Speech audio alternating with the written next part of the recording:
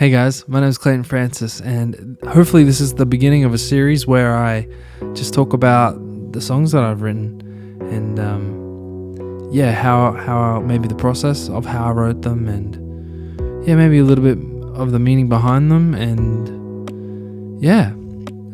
anything else. And hopefully as the series goes, hopefully get some guests also on, and we can talk and maybe explore a little bit more about songwriting and lyric writing, or just writing music in general, and the whole process and how that kind of just evolves and changes, and that kind of wild ride of what it means to be a songwriter or an artist.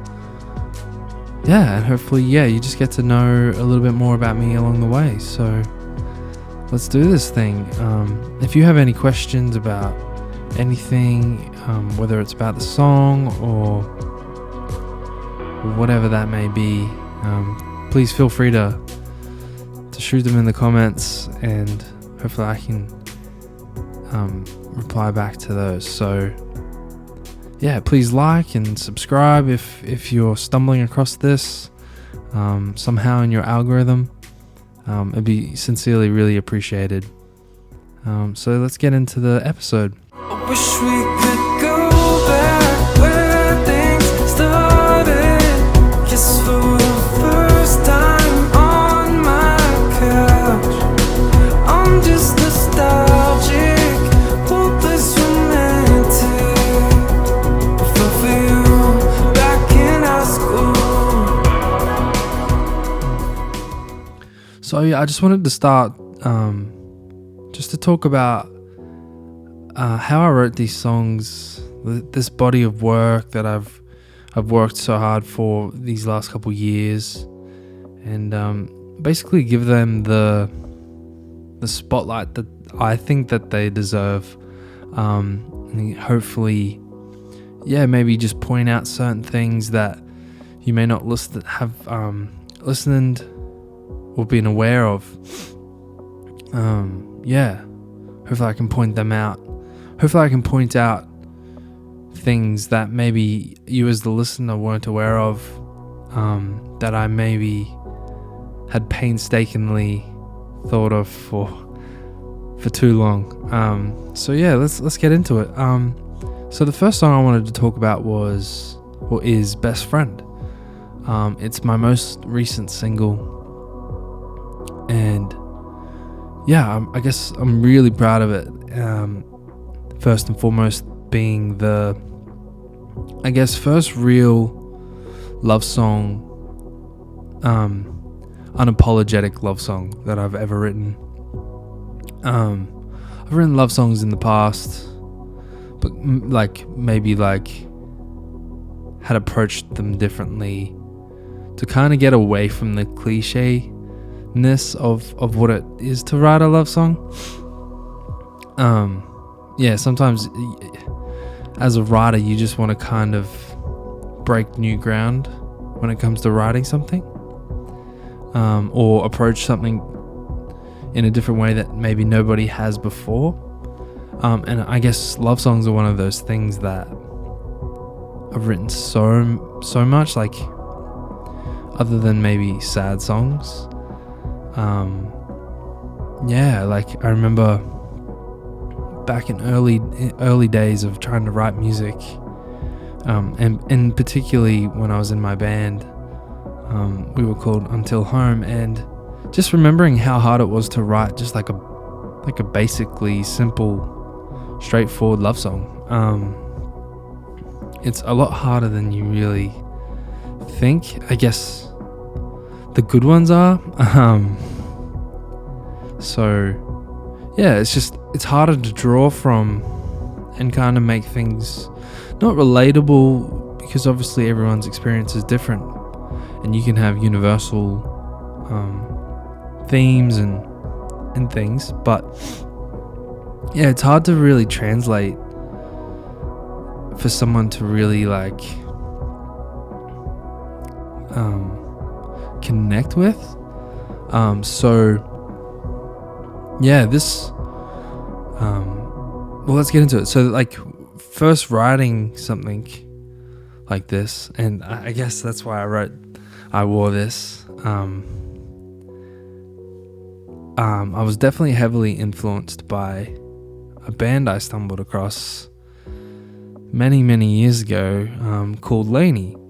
I had heard of their stripped version of I Love You So Bad, or ILSB.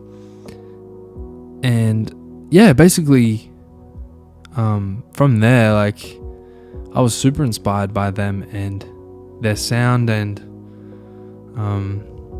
Paul Klein, the lead singer, just how simple things were, and how, I guess I just resonated with their music. Up until that, like, the band that I had most resonated with was the 1975, and so Laney were definitely just the next thing for me, I guess, piece missing that I could also connect myself with, and kind of I discovered that this is the kind of music I wish I was making, because up until that point you just kind of have people like you want to kind of emulate, or the artists that you are inspired by, but you don't necessarily want to sound like them. Like, obviously, first and foremost, Coldplay. Like, who hasn't wanted to be Coldplay, let alone sound like Coldplay? And like other artists like Imagine Dragons at the time, when like they were exploding, and on the radio like all the time. Like, artists like that, for me, I loved, but it, like, not necessarily something like I would naturally create. Like, I love the song Radioactive, and I would love for that, but that's not really in my wheelhouse of, just naturally picking up something and playing and writing. And so like, the first time I'd heard Laney, I was like, that's a part of the puzzle piece that was missing. So I basically just couldn't get enough of listening to their music, and from there just being inspired by them, and starting to, and for me as a writer, talking to a couple other people, like, I'm a big writer that starts from the beginning of a song and writing from, like, the intro, and so the first verse into if there's a second verse, a pre-chorus, and then the chorus. So naturally, I always just begin the way a song starts. I don't typically begin writing a chorus ever. And I'm just trying to think if I ever did have written a chorus that precedes anything.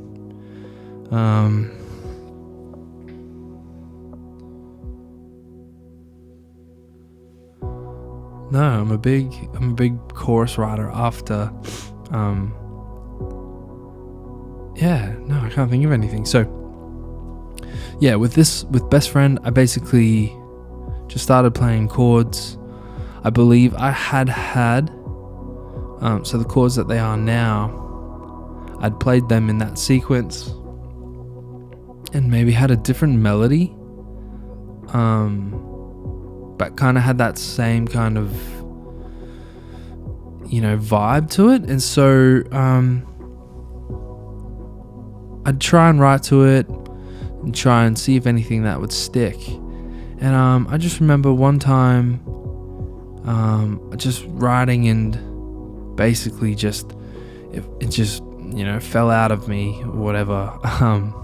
Just the verse the way it is, I didn't have to really edit it or rewrite any of it. It just came out the way it was, which is, I miss all the late nights driving to your parents' house, talking our whole lives out in the car.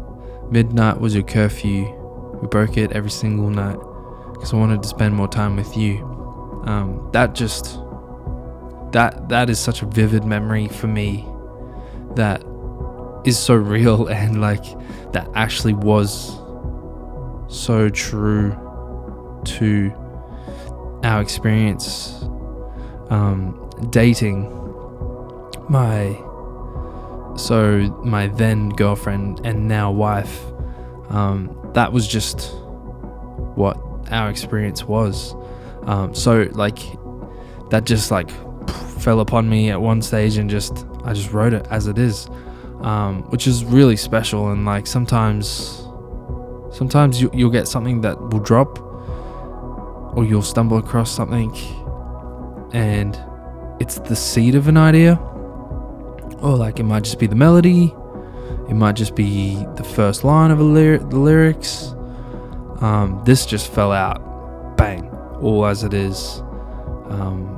And I knew that feeling was enough to build upon and create something more and become a song that was just more than just a verse that was reminiscing of what it was like dating. So that was really great. It's really awesome when you don't really have to work that hard for something like that.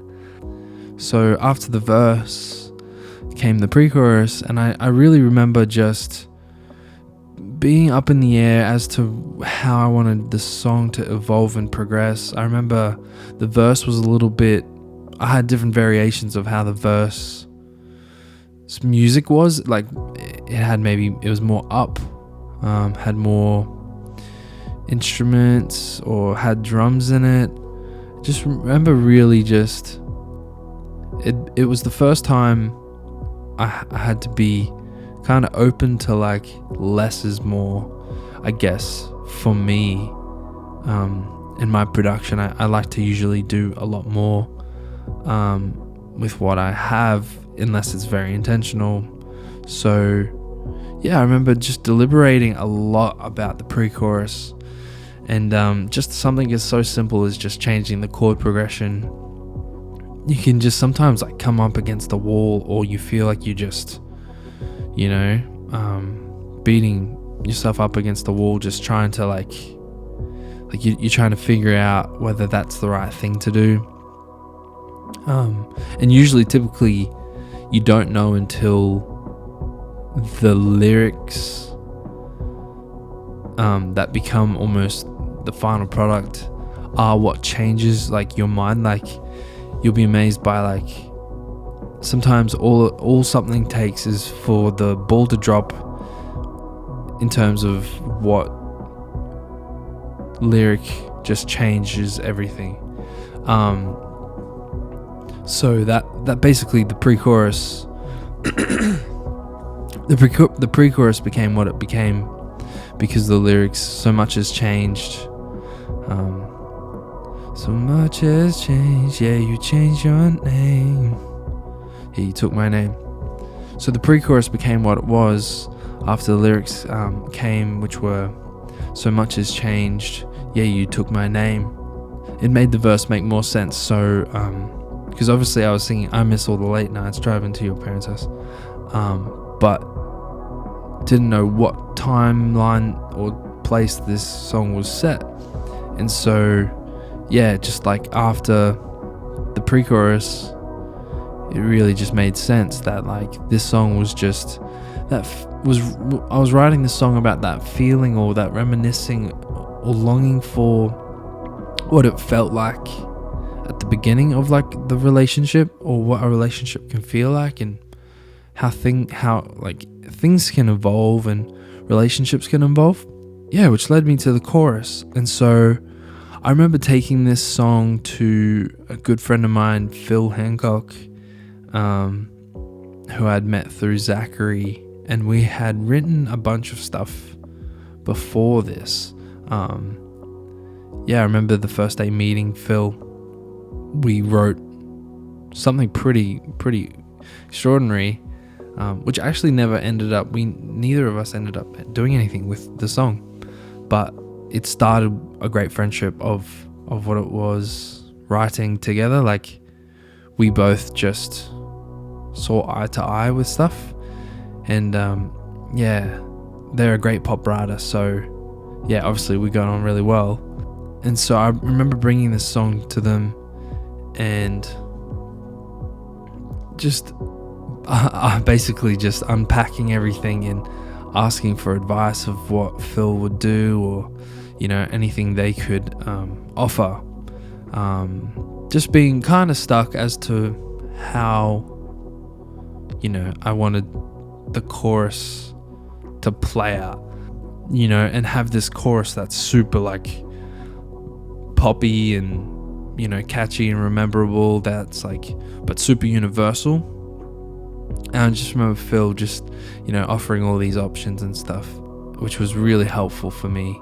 So eventually I settled on, I remember just being by myself writing after I'd had that conversation with Phil, and just being like, man, what do I want this to be about? Like, how do I want to take care of this chorus?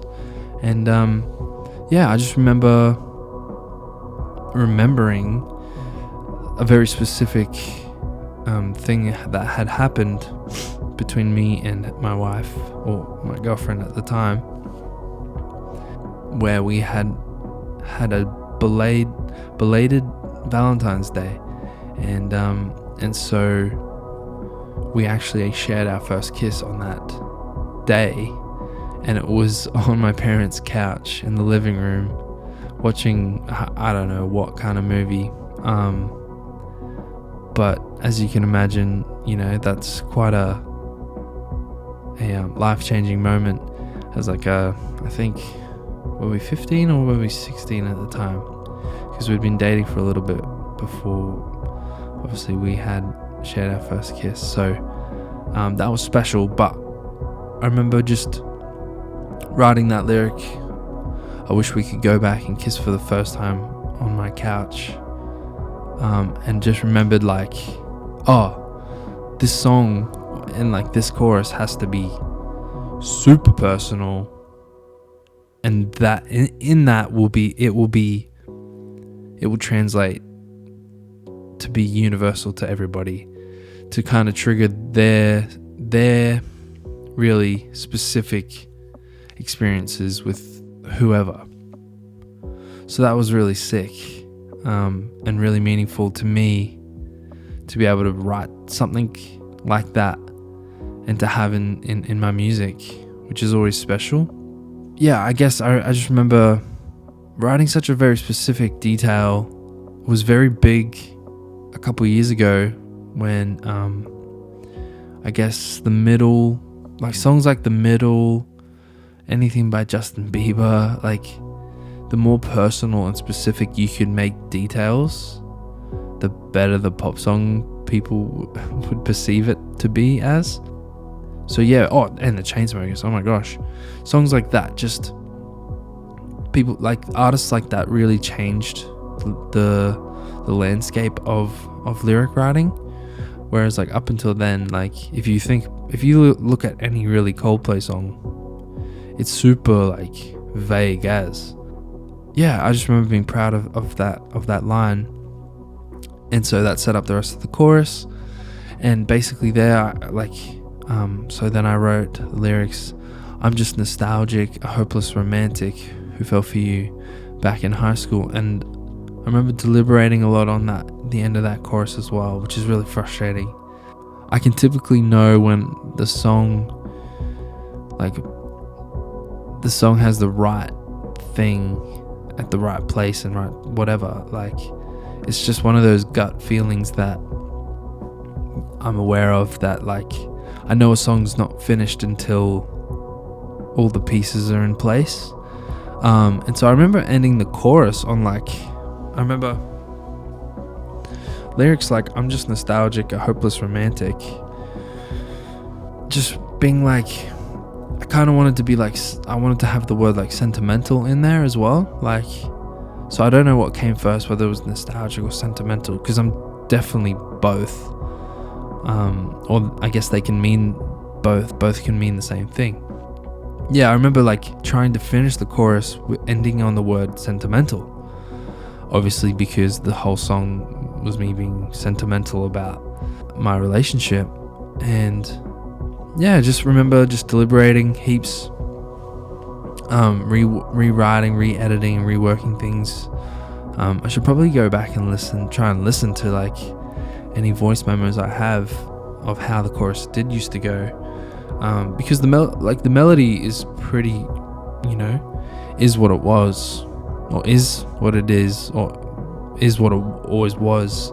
It was just the lyrics that kind of had to fall into place. So yeah, the song was nearly going to be called just Sentimental, which looking back just doesn't have that same feeling, or even just the right context for the song itself. So yeah, like I think I tried to make up for the word sentimental by writing a different word or writing different lyrics that meant that same kind of thing. Because yeah, I'm a big sentimental person and have a huge sense of nostalgia of things or times or places, and it's just that feeling. I guess everyone must feel something similar as well. So as obviously not just me, but yeah, so that really was what clicked the chorus into place. I'm just nostalgic, hopeless romantic, because I've always kind of been that hopeless romantic, like just watching movies as a kid, watching like rom-coms and stuff. Like they weren't like, I wasn't like, that's weird, like I just want to watch action stuff or whatever. Like I actually genuinely was drawn to like rom-coms and stuff. And like this is a wild memory for me, but like I remember just watching The Notebook for the first time, like on a night where I was sick and up at night, and I was just on the couch and with my mum, and this would have been just as The Notebook came out and was like on like Showtime or something, or like the movie network on like pay TV. So it was pretty soon after it came out. Like knew nothing about it. Like obviously back then movies weren't as so hyped as they are now. And obviously I was younger, and just like that story just really hit me quite hard.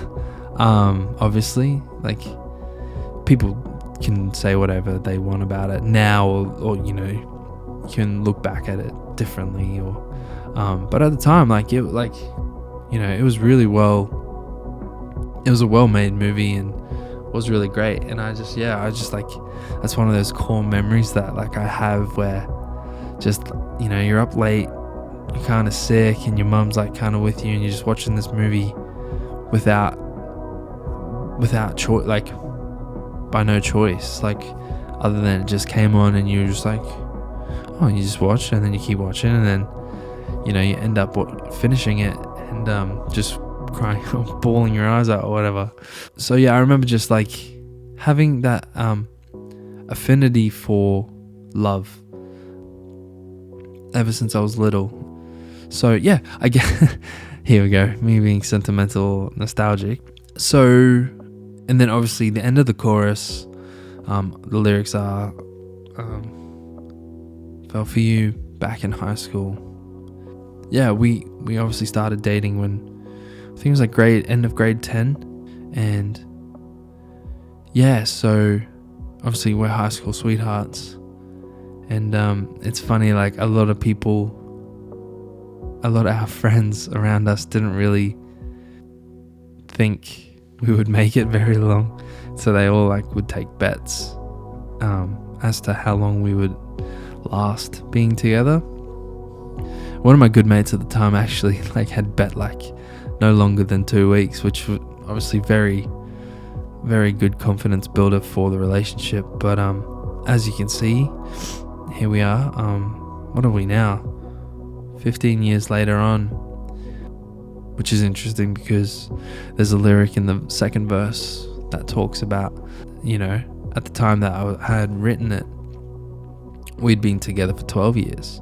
Even more very specific lyrics as well. And I remember really struggling to this whole song. Like, obviously the first verse came so easily, but then the rest just had to be super like ice glacier slow. I had to kind of ruminate on things a lot for this song. And sometimes like the most simple songs do need that. Like, they take that kind of time and effort. Like, it's super frustrating. And so yeah, I remember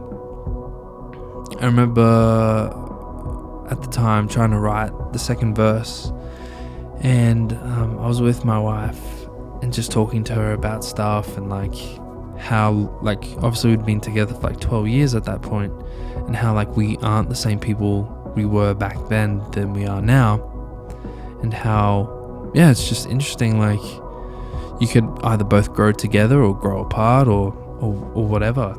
And yeah, so I guess like it's still important to be like, you know, I think it was important for me to write like we're still in love 12 years later on, like deeply in love.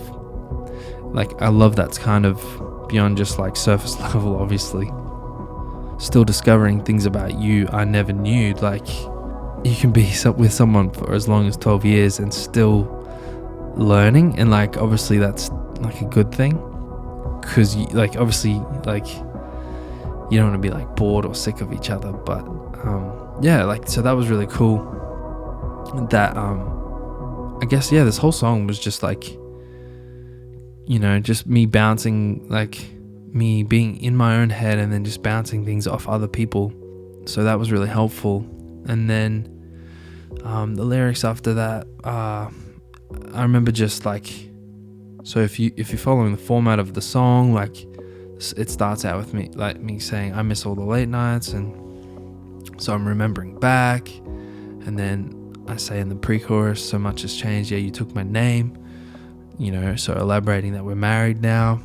And then the chorus, I wish we could go back where things started, you know, and kind of like just be in that. Like, it's not necessarily me being like, man, I wish we were like what we were back then. It's not a song like that. It's just kind of remembering it and being fond of that. And so then the second verse, I remember just like, you know, okay, well then let's catch people up with where we're at now. And so that's the 12 years later on. And then I'm like, well, what about the future? We hadn't had our son yet, and we didn't really have any plans like too far ahead for that sort of stuff. But I remember just like kind of being like, you know, I kind of need to write something like, you know, what's written, which is let's grow old together, have kids, and embrace the change. This magic will never fade with you.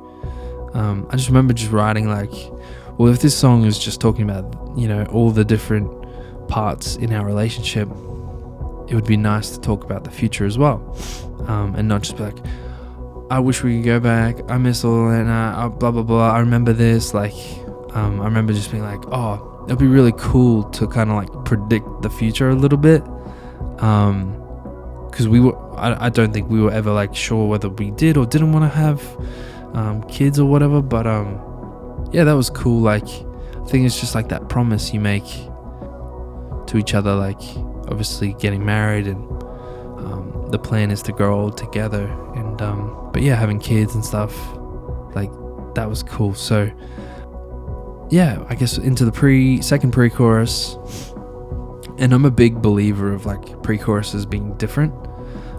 Usually, like, typically, if you just want to follow a formula for writing a song, it's just easier to just copy and paste the pre-chorus, which is fine, obviously.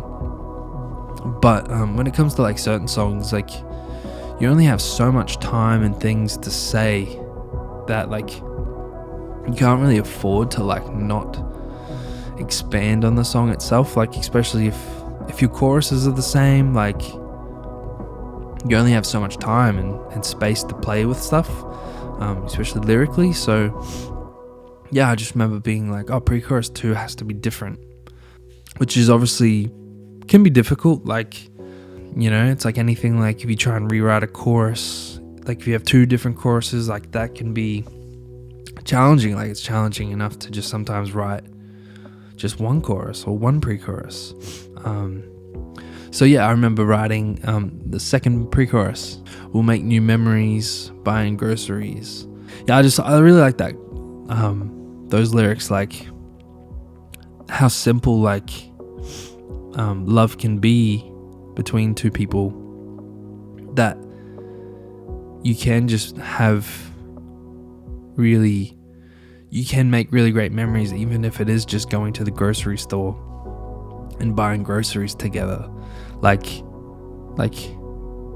may every love between people be, you know, that special, that like you don't lose sight of like the small things or whatever. So I remember, yeah, that being really cool and hopefully resonating with people as well. I can maybe talk about the dynamic and stuff, or the production later or now. Yeah, so obviously first chorus was, you know, like a little bit more energy. But I really wanted the song to kind of like be a slow burn and kind of just explode towards the end. So obviously that's why the first verse and stuff is so spaced and minimal. And then obviously first chorus, a little bit more instruments and stuff, and kind of a little bit more dynamic. Verse 2 is really when things start to come in and start to move. And then pre-chorus, and then I guess the chorus from there just kind of goes. It's kind of like a midpoint kind of thing, like in terms of dynamic. It's not like full. It's not full, but it's definitely got, you know, the drums really come in there. And yeah, from there basically just I'm a big fan of songs, and this was a little bit more long, like, you know, music made a little bit longer ago, like the outros. Like, I really love like a good song with an outro, like where like you kind of just get lost and lose yourself in it. As soon as it kind of picks up, it just kind of takes off, and just, you know, you're along for the ride, like as the listener. And so yeah, I remember just, you know, going from the chorus to the bridge. I remember I just wanted a really simple bridge to kind of end the song with, I guess, in terms of introducing anything new. Like the verses are so singer-songwriter, the pre-chorus is singer-songwriter, the chorus is like pop, but like still singer-songwriter when it comes to the lyrics, or the way it's sung, or the space of the melody and stuff. Yeah, I just remember I wanted the bridge to be like hooky. And so obviously it is what it is. And obviously that was the linchpin for what the song became and is now, Best Friend. Because up until that point, you know, I was still tossing up whether I wanted to call the song Sentimental. And until I wrote the bridge, I was like, okay, no, like this definitely has to just be called Best Friend now. It encapsulated absolutely the whole song. I was a little bit like, oh, is it too cheesy of like a title of a song, let alone a love song? Like, where I'm like, at this beginning, I was like, it's hard to write a cliche love song, and like inevitably it's kind of is what it is. But you know, it's kind of heartfelt and genuine, so it's kind of not as cheesy as just being like, you're my best friend, you know, like it's got like that heart behind it, and obviously the content of like and the meaning behind the lyrics. And so yeah, just remembering writing Best Friend, I was like, that's it, that's the title, which is very odd for like a song to, you know, most songs to just be the title of the song to be in the bridge, like sung as like a one-off kind of thing. But I felt like nothing really in the chorus was like catchy, song title catchy enough to really carry. Like, yeah, there was nothing like repeatable in the chorus that was like, you know, that's the hook, that needs to be the title. There was none of that. So yeah, I was like, oh, okay, cool. Nah, like the whole song has built up to this point. Like, you're my best friend through thick and thin, I'll always be there for you. Friends reference, not just kidding. Yeah, just like, they're the kind of like the most like organic, universal lyrics that I could think of, you know, with when it comes to through thick and thin, the kind of like things that, the promises you make when you do get married to your best friend, hopefully, you know, it is that simple, that like you're with them through everything, like, you know, through the decades, as one of you changes or both of you change, or you go through things through life together. And then obviously the last line in the bridge is, you stole my heart right from the start, our love will never end. It sounds super cheesy, and it might be, but it is also very true. So just remember, oh wow, the love story between us goes back even further than just 15 years ago, or when we were in high school.